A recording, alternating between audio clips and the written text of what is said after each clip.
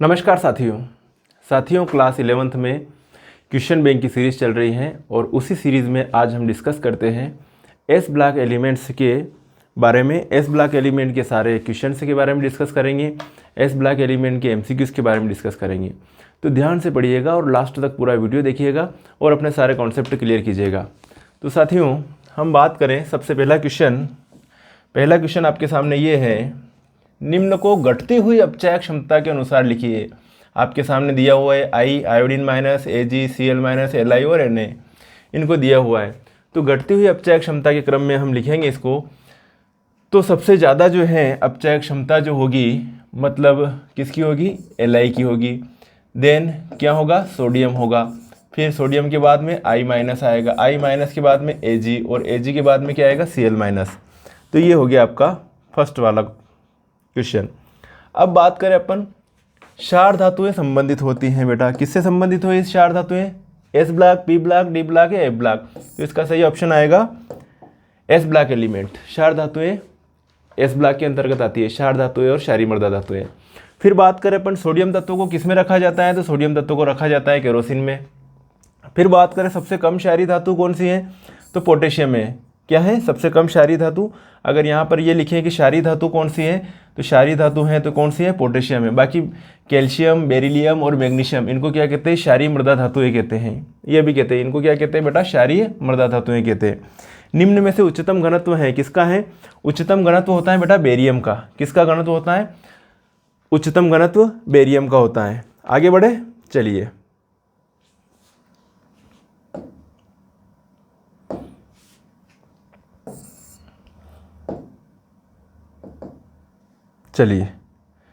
आगे बढ़ते हैं।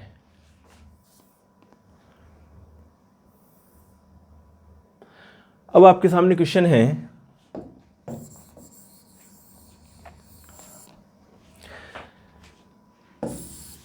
जिस निम्न में उच्चतम घनत्व बेरियम, धातु जिसका गलनांक न्यूनतम है, उसका क्या है सही ऑप्शन, सीजियम है। क्षारीय मृदा धातु कार्बोनेट ताप के प्रति सबसे अधिक स्थायी है। क्षारीय मृदा धातु कार्बोनेट ताप के प्रति सबसे अधिक स्थायी है। कौन सा वाला सबसे अधिक स्थायी है, बेरियम कार्बोनेट। आगे बढ़ते हैं बेटा, अगला जो है आपका मल्टीपल चॉइस क्वेश्चन, क्षार धातु जिसकी जल योजन ऊर्जा अधिकतम होती है। जिसका जितना छोटा आकार होता है उसकी उतनी जल योजन ऊर्जा अधिक होती है। तो इसका बेटा सही ऑप्शन होगा लिथियम। आगे बात करें, CaCN2 वो कार्बन के मिश्रण को कहते हैं, नाइट्रोनियम कहते हैं इसके मिश्रण को। अगला क्वेश्चन है आपके सामने, क्षारीय मृदा धातुओं को कौन सा परमाणु क्रमांक बढ़ाने के साथ बढ़ता है, कौन सा गुण है ना, क्षारीय मृदा धातुओं का कौन सा गुण मतलब परमाणु क्रमांक बढ़ाने के साथ बढ़ता है, तो हाइड्रोक्साइडों की विलेयता परमाणु क्रमांक बढ़ने के साथ साथ बढ़ती हैं, बाकी सभी चीज़ें क्या होती हैं, घटती हैं परमाणु क्रमांक बढ़ने के साथ साथ। तो सही ऑप्शन क्या होगा, सेकंड वाला ऑप्शन जो है इसका सही होगा। क्लियर है, चलिए आगे बढ़ें। हम डिस्कस करने वाले हैं इन सभी क्वेश्चन के बारे में। पहले क्वेश्चन का स्क्रीनशॉट ले लीजिएगा ताकि आपको जब मैं पूरा वीडियो समझाऊं तो आपको दिक्कत न आए। क्वेश्चन हम डिस्कस करेंगे आज इस वीडियो में, ये वाला क्वेश्चन डिस्कस करेंगे। क्षार धातुओं, ध्यान से देखिए, क्षार धातुओं के सामान्य भौतिक और रासायनिक गुण लिखिए, इसके बारे में डिस्कस करेंगे। लिथियम किस प्रकार मैग्नीशियम से रासायनिक गुणों में समानता प्रदर्शित करता है, इस क्वेश्चन के बारे में डिस्कस करेंगे। प्रकाश विद्युत सेल में लिथियम के स्थान पर पोटेशियम एवं सीजियम का उपयोग क्यों करते हैं। जब एक क्षार धातु को द्रव अमोनिया में घोला जाता है तब विलयन विभिन्न रंग प्राप्त कर सकता है, इस रंग परिवर्तन का कारण बताइए। क्वेश्चन है, क्या होता है जब मैग्नीशियम को हवा में जलाया जाता है, क्लोरीन बुझे हुए चूने से अभिक्रिया करती है। क्वेश्चन है आपके सामने, निम्नलिखित की संरचनाएं दीजिए, BeCl2 वाष्प और BeCl2 ठोस। क्वेश्चन है आपके सामने, निम्न के संदर्भ में क्षार धातुओं एवं क्षारीय मृदा धातुओं की तुलना कीजिए, आयरन एंथैल्पी और हाइड्रोक्साइडों की विलेयता। क्वेश्चन है आपके सामने, क्या होता है जब सोडियम धातु को जल में डाला जाता है। फिर क्वेश्चन है आपका, सोडियम परऑक्साइड को जल में घोला जाता है। फिर अगला क्वेश्चन है आपके सामने, क्षारीय मृदा धातुओं के सामान्य अभिलक्षण लिखिए। क्षारीय मृदा धातुओं के सामान्य अभिलक्षण लिखिए। गुणों में आवर्तिता की विवेचना कीजिए। ज्वाला के प्रति रंग, जल योजन एंथैल्पी, ये बताना है अपने को। फिर बात करेंगे अपन, सोडियम व पोटेशियम के हाइड्रोक्साइड जल में विलय है जबकि मैग्नीशियम व कैल्शियम के संगत लवण जल में अल्प विलय होते हैं, क्यों। बुनसन ज्वाला में रंग गर्म करने पर रंग क्यों देते हैं, और क्षार व क्षारीय मृदा धातुओं की तुलना कीजिए। तो इन सभी क्वेश्चन के बारे में इस वीडियो में हम बहुत अच्छी तरह से डिस्कस करेंगे। चलिए बहुत बढ़िया, आगे बढ़ते हैं अपन। आपके सामने जो पहला क्वेश्चन है ये पेश है आपके सामने पहला क्वेश्चन। जल्दी से आप जो है इसका स्क्रीनशॉट लीजिए पहले क्वेश्चन को कि क्षार धातुओं के सामान्य भौतिक व रासायनिक गुण लिखिए। क्वेश्चन था आपका क्षार धातुओं के सामान्य भौतिक और रासायनिक गुण लिखिए। तो आपके सामने भौतिक गुण किसके लिख रहे हैं अपन? क्षार धातुएं की। क्षार धातुएं कौन कौन सी होती हैं? Lithium, sodium, potassium, rubidium, caesium और फ्रेंशियम। ये क्या है? क्षार धातुएं हैं। प्रथम समूह के तत्वों को क्या कहते हैं? क्षार धातुएं कहते हैं। तो क्षार धातुएं के अपने को क्या लिखना है? भौतिक और रासायनिक गुण। सिंपल है, क्षार धातुएं चांदी के समान सफ़ेद, नरम तथा हल्की होती है। इनके घनत्व बहुत ही क्या होते हैं? कम होते हैं। मतलब वॉल्यूम ज़्यादा होता तो घनत्व स्वाभाविक है कि कम हो गई होगा। क्षार धातुओं के गलनांक और क्वथनांक क्या होते हैं? निम्न होते हैं।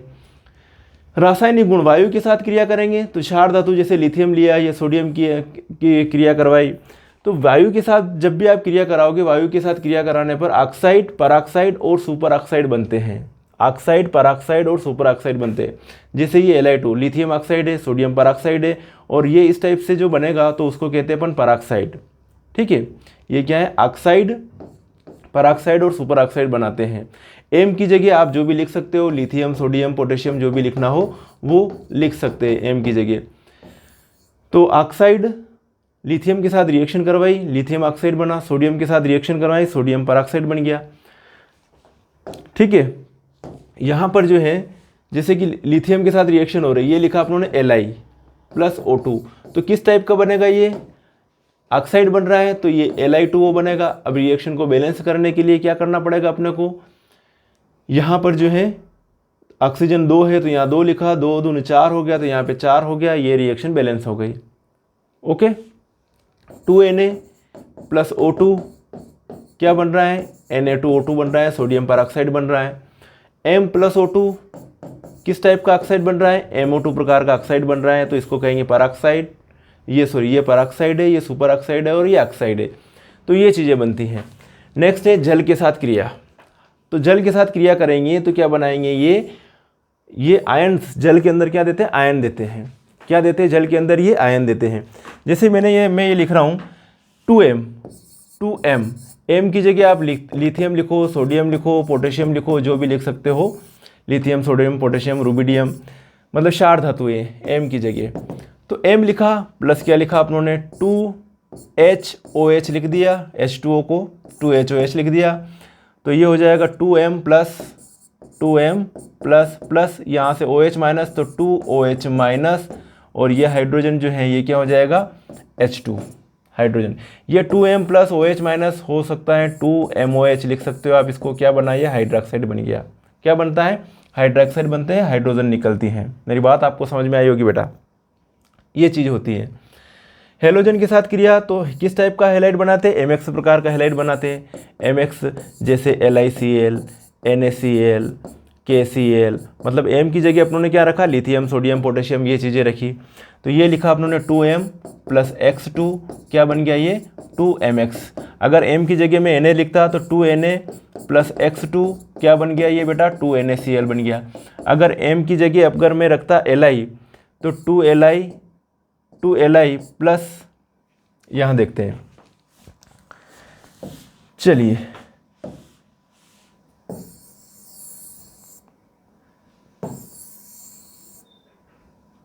ये देखिए, अगर M की जगह अगर मैं Li रखूं तो ये लिख दिया 2Li प्लस X2 की जगह Cl2 लिख दूं तो ये Cl2 लिख दिया। Cl2 X2 की जगह Cl2 लिख दिया तो क्या बन जाएगा? ये 2LiCl बन जाएगा। मतलब इस X की जगह आप क्लोरीन, ब्रोमीन, आयोडीन ये लिख सकते हो। आगे बात करें तो ये इसका स्क्रीनशॉट लीजिए। पहले क्वेश्चन का आंसर है क्षार धातुओं के सामान्य भौतिक और रासायनिक गुण लिखिए। क्षार धातुओं के भौतिक और रासायनिक गुण लिखिए। देन अगला क्वेश्चन आपके सामने हाजिर है। क्वेश्चन है आपके पास में बेटा दूसरा क्वेश्चन। एस ब्लॉक एलिमेंट्स अपना चल रहा है और थोड़ा मैं फास्ट समझा रहा हूँ, इसलिए फास्ट समझा रहा हूँ कि अभी तो सिर्फ अपने को क्या है, आपका जो क्वेश्चन बैंक के आंसर चाहिए। ज़्यादा समय हो जाता है, नहीं तो वीडियो लंबा हो जाता है, इसलिए थोड़ा फास्ट चल रहे अपन। आगे बात करें, लिथियम किस प्रकार मैग्नीशियम के रासायनिक गुणों से समानता रखता है? क्वेश्चन क्या है, लिथियम किस प्रकार मैग्नीशियम के रासायनिक गुणों से समानता रखता है? आंसर है होगा आपका लिथियम व मैग्नीशियम दोनों जल के साथ धीरे धीरे क्रिया करते हैं, तो ये समानता होगी लिथियम और मैग्नीशियम की। लिथियम और मैग्नीशियम दोनों गर्म करने पर क्या देते हैं? गर्म करने पर कार्बन के साथ संयुक्त होते हैं भैया। तो लिथियम को गर्म किया किसके साथ में? 2Li + 2C, क्या बन गया? Li2C2, Li2C2। मैग्नीशियम को कार्बन के साथ गर्म किया, क्या बन गया? Mgc2, मैग्नीशियम कार्बाइड बन गया। तो दोनों की एक ही खासियत है, दोनों कार्बन के साथ में क्या बना रहे हैं? कार्बाइड बना रहे हैं। मैग्नीशियम भी कार्बन के साथ क्रिया कर रहा है, लिथियम भी कार्बन के साथ क्रिया कर रहा है। अगला है लिथियम व मैग्नीशियम दोनों मोनोऑक्साइड बनाते हैं, बढ़िया बात है। जैसे लिथियम लिया अपनों ये 4Li लिया प्लस O2, क्या बन रहा है? 2Li2O बन रहा है। मैग्नीशियम लिया 2Mg + O2, क्या बन रहा है? 2MgO बन रहा है। तो दोनों भैया क्या बना रहा है? ऑक्साइड बना रहे हैं। तो ये दोनों में क्या होगी? सिमिलरिटी होगी। अपन सिमिलरिटी की बात करें कि लिथियम और मैग्नीशियम की किन किन गुणों में समानता होती है। अगली सिमिलरिटी है लिथियम व मैग्नीशियम दोनों अपने संबंधित वर्गों के तत्वों की अपेक्षा, है ना, हल्के और कठोर होते हैं। तो ये सिमिलरिटी होगी, 4 सिमिलरिटी। स्क्रीनशॉट लीजिएगा। पहली सिमिलरिटी थी लिथियम व मैग्नीशियम दोनों जल के साथ धीरे धीरे क्रिया करते हैं। दूसरी सिमिलरिटी है लिथियम व मैग्नीशियम दोनों गर्म करने पर कार्बन के साथ संयुक्त होते हैं। मैग्नीशियम भी कार्बन के साथ संयुक्त होकर मैग्नीशियम कार्बाइड बनाता है, लिथियम भी कार्बन के साथ संयुक्त होकर लिथियम कार्बाइड बनाता है। लिथियम व मैग्नीशियम दोनों मोनोऑक्साइड बना रहे, दोनों मोनोऑक्साइड बना रहे। लिथियम व मैग्नीशियम दोनों क्या होते हैं? हल्के और कठोर होते हैं। ये इनमें सिमिलरिटी है। आगे बढ़े, अगला क्वेश्चन। क्वेश्चन 3 है आपके पास। प्रकाश विद्युत सेल में क्या है? प्रकाश विद्युत सेल में लिथियम के स्थान पर पोटेशियम एवं सीजियम का उपयोग क्यों करते हैं? प्रकाश विद्युत सेल में लिथियम के स्थान पर, है ना, लिथियम के स्थान पर, लिथियम की जगह आपने लिथियम ले लिया और लिथियम के स्थान पर किसको यूज़ कर सकते हैं? इस स्थान पर प्रकाश विद्युत सेल में पोटेशियम को कर सकते हैं या फिर सीजियम को कर सकते हैं। क्यों करते हैं ये बात है। तो यहाँ पर बात आ गई, पोटेशियम तथा सीजियम की आयनन एंथैल्पी लिथियम की अपेक्षा अधिक कम होती है। पोटेशियम तथा सीजियम की आयनन एंथैल्पी लिथियम की अपेक्षा अधिक कम होती है। अतः ये धातुएं प्रकाश में रखने पर इलेक्ट्रॉन आसानी से क्या करेगी? उत्सर्जित करती है, आसानी से इलेक्ट्रॉन दे देगी। क्योंकि आयनन एंथैल्पी कम है लिथियम से, तो आसानी से क्या होगा? इलेक्ट्रॉन निकल जाएगा, आसानी से उत्सर्जित करती हैं। परंतु लिथियम ऐसा नहीं कर पाता है। यही कारण है कि लिथियम की अपेक्षा पोटेशियम व सीजियम का प्रयोग प्रकाश विद्युत सेल में किया जाता है। ओके, प्रकाश विद्युत सेल में लिथियम के स्थान पर किसका यूज़ किया जाता है? पोटेशियम और सीजियम का यूज़ किया जाता है। क्लियर है? नेक्स्ट क्वेश्चन है बेटा आपके सामने। चलिए, क्वेश्चन 4 है बेटा आपके सामने पेश कि जब एक क्षार धातु को द्रव अमोनिया में घोला जाता है, बड़ा कर लेते हैं इसको थोड़ा। जब एक क्षार धातुओं को द्रव अमोनिया में घोला जाता है, क्लियर दिख रहा है ना, तब विलयन विभिन्न रंग प्राप्त कर सकता है। इस रंग परिवर्तन का कारण क्या है ना? क्या लिखा है? जब क्षार धातु को द्रव अमोनिया में घोल रहे अपन, द्रव अमोनिया, तो क्षार धातुओं का अमोनिया में तनु विलयन का रंग गहरा नीला होता है। क्यों होता है? क्योंकि अमोनीकृत इलेक्ट्रॉन प्रकाश के अदृश्य क्षेत्र में ऊर्जा अवशोषित करते हैं, और जब कोई भी इलेक्ट्रॉन दृश्य क्षेत्र से ऊर्जा अवशोषित करके हायर लेवल से लोअर लेवल से हायर लेवल में जाता है, और जब नीचे वापस अपने लोअर लेवल में आता है, तब एक तरंगदैर्ध्य उत्सर्जित करता है। उसके कारण उस तरंगदैर्ध्य के अकॉर्डिंग वो जो है कलर्ड दिखाई देता है। तो क्षार धातुओं का अमोनिया में तनु विलयन का रंग गहरा नीला होता है, क्योंकि अमोनीकृत इलेक्ट्रॉन प्रकाश के अदृश्य क्षेत्र में ऊर्जा अवशोषित करते हैं। यदि विलयन की सांद्रता 3m है, 3m से अधिक है, मोलरिटी से अधिक बढ़ा दी जाए, तो रंग तांबे कांस्य जैसा हो जाता है। तो ये हो गया आपका क्वेश्चन। क्या था क्वेश्चन? कि जब एक क्षार धातु को द्रव अमोनिया में घोला जाता है, तब विलयन विभिन्न रंग प्राप्त कर सकता है। इस रंग परिवर्तन का कारण बताइए। तो ये कारण हो गया। चौथे क्वेश्चन का आंसर ही हो गया। अगला क्वेश्चन मैंने स्टार्टिंग में बता रखे हैं, आप देख सकते हो वहाँ से। अब है आपके सामने क्वेश्चन पेश, ये वाला क्वेश्चन है आपके सामने। क्या होता है जब मैग्नीशियम को हवा में जलाया जाता है? क्या होता है जब मैग्नीशियम को हवा में जलाया जाता है? जब भी हवा की बात आए तो आप किसके साथ रिएक्शन करवाओगे? ऑक्सीजन के साथ में, नाइट्रोजन के साथ में, इनके साथ में रिएक्शन करवा दो, मतलब एयर के साथ में रिएक्शन हो रही है। तो जब मैग्नीशियम की ऑक्सीजन के साथ रिएक्शन करवाई अपनों ने, ये लिखा 2Mg plus O2, 2Mg plus O2, O2 क्या है, गैस है, Mg क्या है, सॉलिड है। क्या करेंगे, इसको गर्म करेंगे तो क्या हो जाएगा, 2MgO, मैग्नीशियम ऑक्साइड बन जाएगा सॉलिड फॉर्म। और नाइट्रोजन के साथ गर्म करेंगे मैग्नीशियम को तो Mg प्लस N2, ठीक है, तो ये बन जाएगा Mg3N2 बन जाएगा, Mg3N2 बन जाएगा। ये सॉलिड है, ये गैस है। मेरी बात को समझना आप। अब क्या कर रहे हैं अपन, दूसरा है क्लोरीन बुझे हुए चूने से अभिक्रिया करता है तो क्या होता है। क्लोरीन की बुझे हुए चूने से अभिक्रिया करवानी है आपको। ये रिएक्शन आपको समझ में आ गई होगी।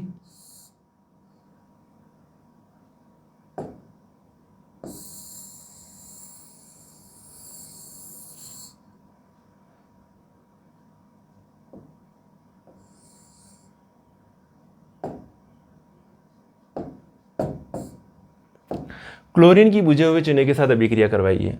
ये लिया आप लोगों ने बुझा हुआ चूना। बुझे हुए चूने का सूत्र होता है CaOH ट्वाइस, समझना, CaOH ट्वाइस, या इसको आप ऐसे लिखो तो भी चलेगा, CaOH, कैल्शियम हाइड्रोक्साइड कहते हैं इसको, इसी का नाम है बुझा हुआ चूना। मतलब चूने का सूत्र होता है CaO, इसके अंदर आपने पानी डाल दिया तो ये जो बन जाएगा CaOH ट्वाइस, इसी को कहते हैं बुझा हुआ चूना।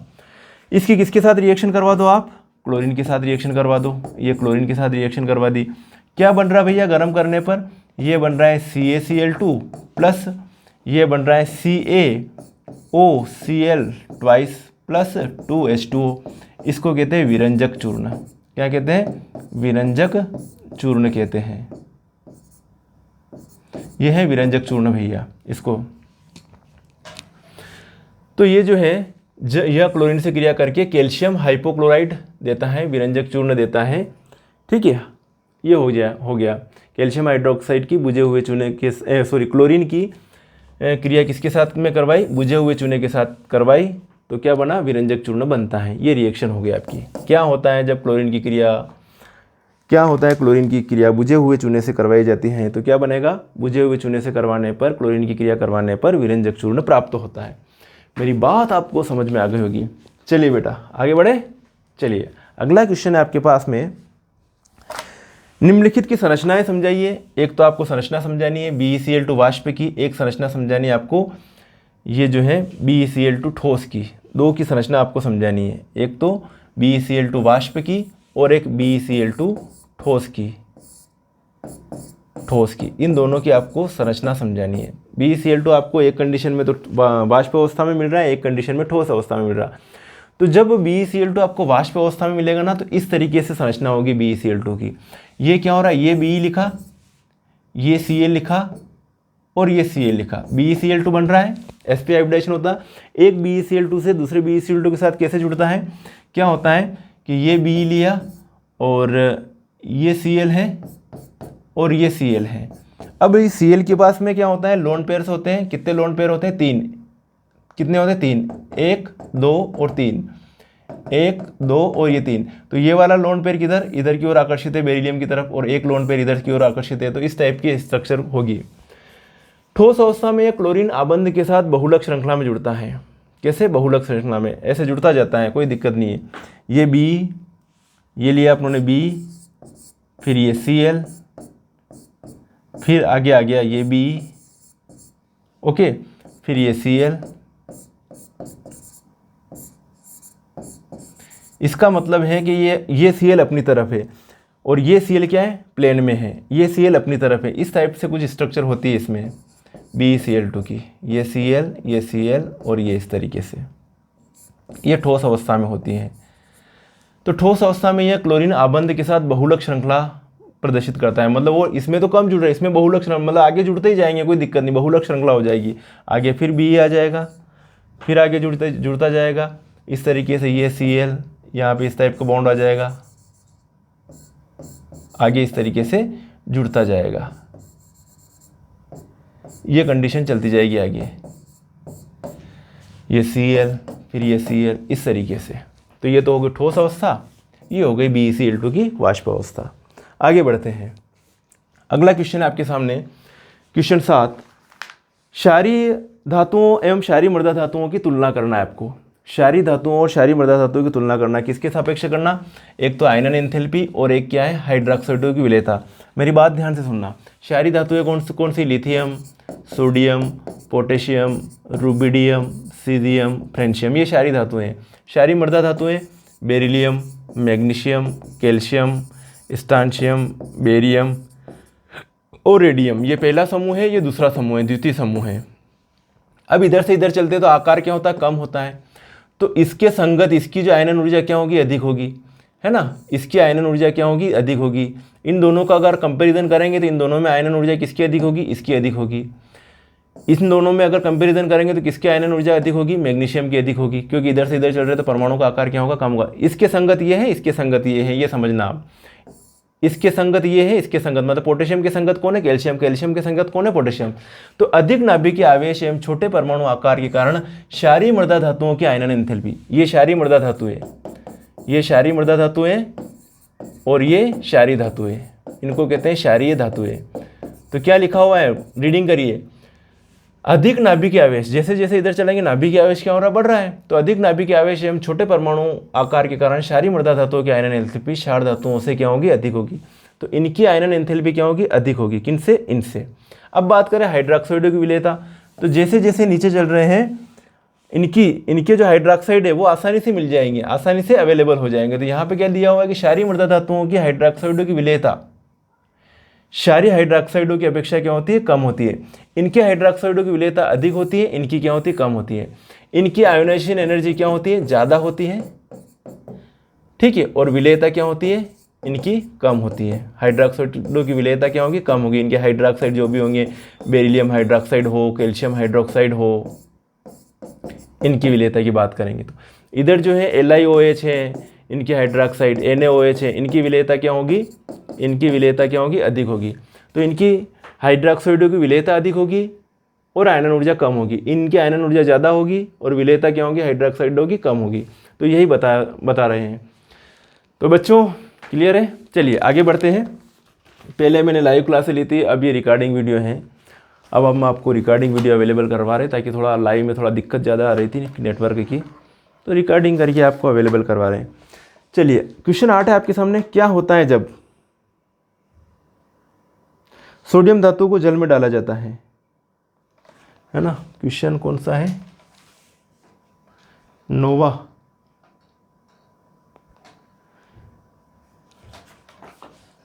ये कौन सा क्वेश्चन, क्या होता है जब सोडियम धातु को अपन क्या करते हैं, जल में डाला जाता है। तो जब सोडियम धातु को आप जल में डालोगे, सोडियम धातु की जल के साथ रिएक्शन करवाओगे तो हाइड्रोक्साइड बनेगा, कुछ नहीं होगा। क्या बनेगा, सोडियम धातु को आप जल में डालोगे तो उस कंडीशन में आपके पास जो बन के आएगा वो क्या बन के आएगा, हाइड्रोक्साइड प्राप्त होगा आपको। ये सोडियम रिएक्शन देखिए आप, ये लिखा बेटा अपनों ने 2Na, ये सॉलिड है, इसकी रिएक्शन करवा दी अपनों ने H2O के साथ, इसको HOH लिखो तो भी चलेगा H2O को। ये Na और यहाँ से OH उठाया तो ये हो जाएगा 2NaOH। 2NaOH क्या है बेटा, ये एक्वस है और प्लस ये हाइड्रोजन, ये H2। मेरी बात समझ गए होंगे। तो ये रिएक्शन होती है। अगला जो क्वेश्चन है आपके सामने ये पेश, ज्वाला के प्रति रंग और जल योजन एंथैल्पी, किसकी बात कर रहे हैं अपन, क्षारीय मृदा धातुओं के सामान्य अभिलाक्षणिक गुणों को लिखिए। क्षारीय मृदा धातुएं कौन कौन सी होती हैं, बेरिलियम, मैग्नीशियम, कैल्शियम, स्ट्रांशियम, ये क्या होती है, इनको कहते हैं अपन क्षारीय मृदा धातुएं। इनके विभिन्न रंग इलेक्ट्रॉनों को उत्तेजित तथा उत्तेजनहीन करने में प्रयुक्त ऊर्जाओं के विभिन्नता के कारण होते हैं, है ना। इलेक्ट्रॉन उत्तेजित होता है, लोअर लेवल से कहाँ पर जाता है, हायर लेवल में जाएगा, वापस नीचे आएगा, तब कोई तरंग दैर्ध्य उत्सर्जित होगी। उस तरह वो तरंग दैर्ध्य हो किस लेवल की होगी, दृश्य क्षेत्र की होगी, तो उसके अकॉर्डिंग जो है अपने को जो अलग अलग जो है ये कलर दिखाई देते हैं। तो इनके विभिन्न रंग इलेक्ट्रॉनों को उत्तेजित तथा उत्तेजनहीन करने में प्रयुक्त ऊर्जाओं के विभिन्नता के कारण होता है। धातु बेरिलियम और मैग्नीशियम कोई रंग नहीं होता, कैल्शियम का ईंट जैसा लाल होता है, ज्वाला के प्रति रंग ये होता है। तो SR का होता है किरमिची कलर होता है, और बेरियम का सेब जैसा लाल, और रेडियम का फिर किरमिची हो गया। अब बात करें जल योजन एंथैल्पी, तो जिनका जितना ज़्यादा छोटा आकार होता है वो जल योजन एंथैल्पी उसकी उतनी क्या होती है, ज़्यादा होती है। जिन आयनों का आकार जितना छोटा होगा उनकी जल योजन एंथैल्पी उतनी क्या होगी, ज़्यादा होगी। तो यहाँ पर अपन बात करें कि बेरिलियम आ रहा, बेरिलियम के बाद में मैग्नीशियम, मैग्नीशियम के बाद में कैल्शियम, फिर आएगा स्ट्रांशियम और फिर आएगा बेरियम। तो क्षारीय मृदा धातुओं की जल योजन एंथैल्पी क्षार धातु आयनों के समान वर्ग में नीचे की ओर जाने पर क्रमशः घटती है। तो सबसे ज़्यादा किसकी होगी, Barium2+, then Mg2+, then Ca2+, है ना, Be2+, then Mg2+, then Ca2+, then Sr2+, then Ba2+। क्षारीय मृदा धातु आयनों की जल योजन एंथैल्पी संगत क्षार धातु की अपेक्षा क्या होती है, कम होती है। संगत क्षार धातुओं की अपेक्षा क्या होती है, कम होती है। ओके, क्लियर है? स्क्रीनशॉट लीजिए इसका जल्दी से।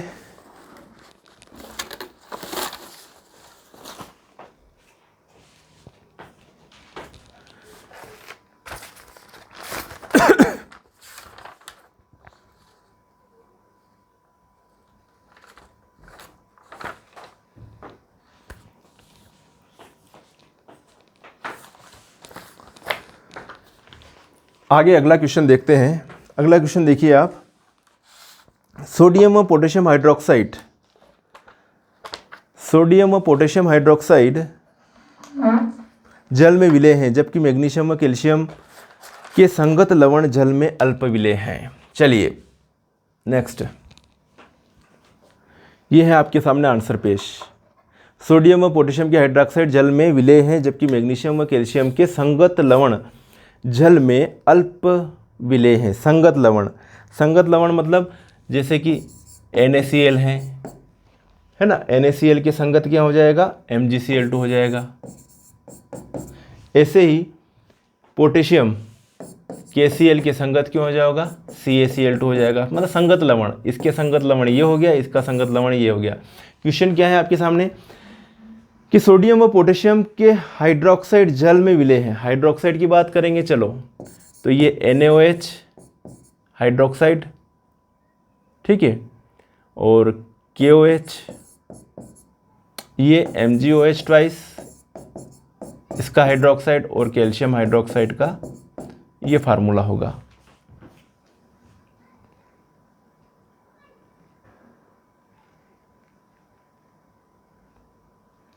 सोडियम व पोटेशियम के हाइड्रोक्साइड जल में विलेय है, जबकि मैग्नीशियम व कैल्शियम के संगत लवण जल में अल्प विलेय है। अब देखिए, किसी लवण की जल में विलेयता जल योजन ऊर्जा तथा जालक ऊर्जा पर डिपेंड करती है। किसी लवण की जल में विलेयता जल योजन ऊर्जा तथा जालक ऊर्जा पर डिपेंड करेगी। तो जो ΔH जो विलयन है, एंथैल्पी है विलयन की, वो बराबर होगी जल योजन ऊर्जा की एंथैल्पी के प्लस जालक ऊर्जा के। तो ΔH विलयन का मान जितना अधिक ऋणात्मक होगा, ΔH विलयन का मान जितना अधिक ऋणात्मक होगा, यौगिक की विलेयता उतनी ही कम होती है। सोडियम तथा पोटेशियम हाइड्रोक्साइड तथा कार्बोनेटों की जल योजन ऊर्जा उनकी जालक ऊर्जा से अधिक होती है। क्या लिखा हुआ है, ΔH विलयन का मान जितना अधिक ऋणात्मक होगा, यौगिक की विलेयता उतनी ही कम होती है। सोडियम तथा पोटेशियम हाइड्रोक्साइड तथा कार्बोनेटों की जल योजन ऊर्जा उनकी जालक ऊर्जा से क्या होती है, अधिक होती है, उनकी जालक ऊर्जा से अधिक होती है। अतः जल में विलेय होते हैं मैग्नीशियम तथा कैल्शियम हाइड्रोक्साइड की जालक ऊर्जा उनकी जल योजन ऊर्जा से अधिक होती है। अतः ये जल में अल्प विलेय होते हैं। ये जल में विलेय होते हैं, लेकिन ये जल में अल्प विलेय होते हैं। कारण क्या है, जालक ऊर्जा उसकी जल योजन ऊर्जा से अधिक होती है। अतः ये जल में क्या होते हैं, अल्प विलेय होते हैं मैग्नीशियम व कैल्शियम के हाइड्रोक्साइड। मेरी बात को आप समझ गए होंगे। स्क्रीनशॉट लीजिए, आगे बढ़ें फिर।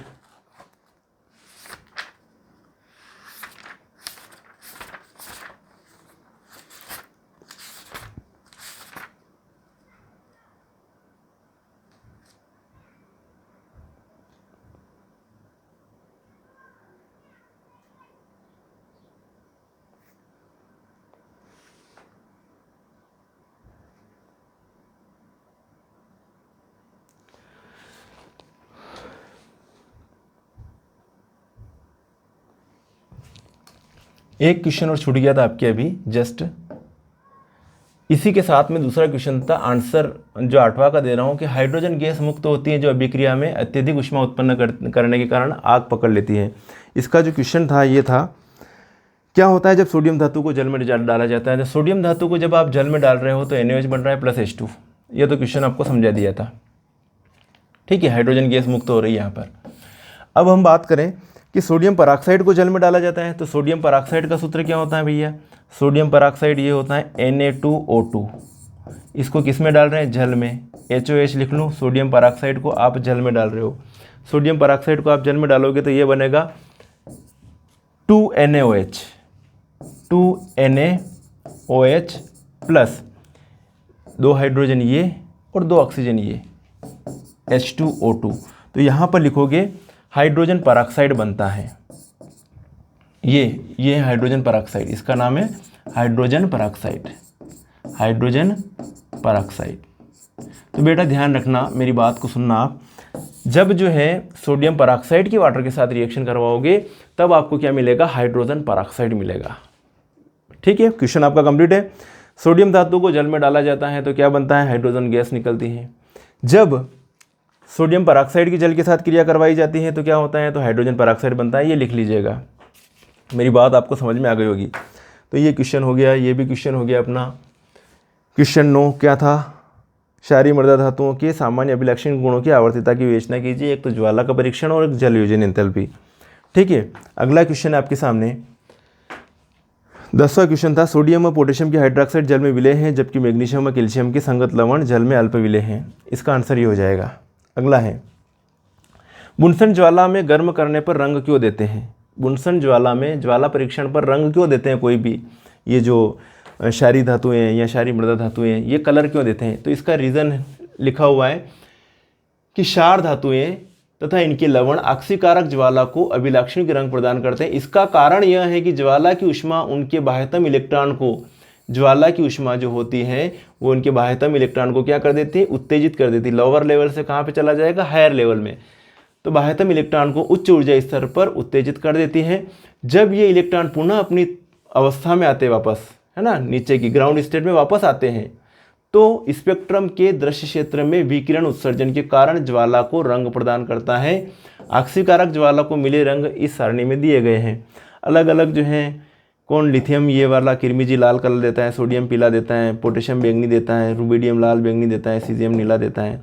तो ये कलर दे रहे हैं। कौन सी लेमड़ा अवशोषित कर रहे हैं? किस टाइप की तरंग दैर्ध्य जो अवशोषित कर रहे हैं? लेमड़ा तरंग दैर्ध्य दे रखी है NM में। ये वाली तरंग दैर्ध्य, ये तरंग दैर्ध्य, अलग अलग तरंग दैर्ध्य। तो इस तरंग दैर्ध्य के अकॉर्डिंग ये जो है अलग अलग जो है कलर दिखाई देते हैं। मेरी बात आपको समझ गए होंगे। ओके, बहुत बढ़िया। अगला क्वेश्चन है, लास्ट क्वेश्चन, क्षार व क्षारीय मृदा धातुओं की तुलना कीजिए। तो क्षार धातुएं कौन कौन सी हैं? लिथियम नाइट्रोजन के साथ संयोग करता है और अन्य क्षार धातुएं नहीं। क्षार धातुओं सभी क्षार धातुएं मृदा के साथ नाइट्रोजन के साथ संयोग करती हैं। तुलना हो रही है ये क्षारीय धातुओं और क्षारीय मृदा धातुओं की। लिथियम कार्बोनेट को छोड़कर सभी कार्बोनेट गर्म करने पर अपघटित नहीं होते हैं। सभी कार्बोनेट गर्म करने पर अपघटित हो जाते हैं। किसके? क्षारीय मृदा धातुओं के। सभी कार्बोनेट गर्म करने पर क्या हो जाते हैं?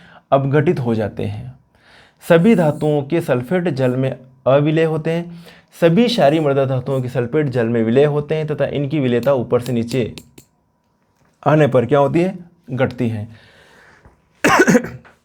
तो ये जो है मैंने आपके लिए पूरा जो है क्वेश्चन बैंक सॉल्व करवाया MP बोर्ड का, एस ब्लॉक एलिमेंट्स का, ठीक है। तो इस क्वेश्चन बैंक को जो है आप कंप्लीट कीजिए और अपने साथियों को, अपने दोस्तों को, अपने भाइयों को, सभी को वीडियो को शेयर कीजिएगा और कमेंट से कीजिएगा अगर आपको नेक्स्ट वीडियो चाहिए जल्दी से जल्दी नेक्स्ट यूनिट का।